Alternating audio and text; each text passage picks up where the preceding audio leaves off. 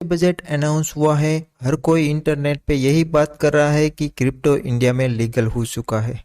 क्या है हकीकत? सच में लगेगा 30% टैक्स? कब से देना होगा ये टैक्स? क्रिप्टो करेंसी जो कि एक करेंसी नहीं है तो फिर क्या है? आपके सारे सवालों के आंसर ये वीडियो देखने से मिल जाएंगे। रिचर्ड.क्रिप्टो चैनल पे नए हो तो चैनल को सब्सक्राइब कर लीजिए। ये वीडियो केवल ही एंटरटेनमेंट एंड एजुकेशन पर्पस के लिए है, कोई भी फाइनेंशियल एडवाइस नहीं है। आप अपने फाइनेंशियल एडवाइजर या सीए से कांटेक्ट करके ही अपना पूरा टैक्स कैलकुलेशन करें।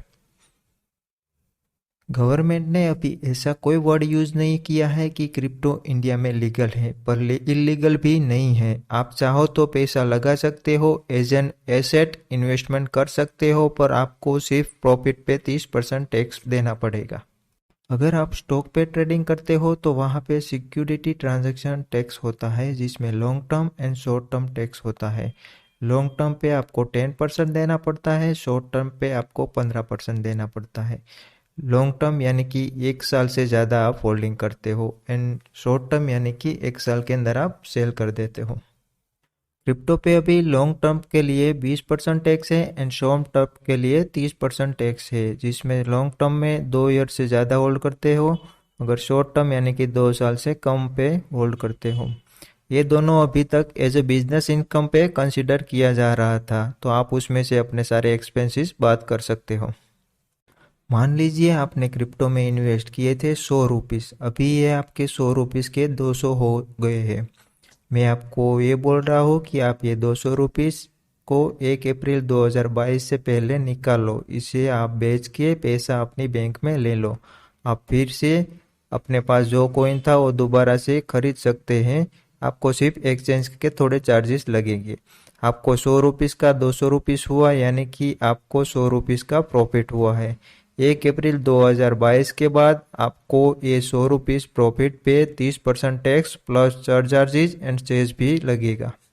अगर आप 1 अप्रैल 2022 से पहले शेयर कर देते हो तो आप अपना प्रॉफिट 100 रुपीज़, यानी कि आप सालाना इनकम 5 लाख से कम है तो आपको जीरो टैक्स स्लैब में आते हो। आपको 100 रुपीज़ के प्रॉफिट पे कोई टैक्स नहीं पे करना पड़ेगा। अब देखते हैं 1 अप्रैल 2022 के बाद में का न्यू टैक्स कैलकुलेशन कैसे होता है।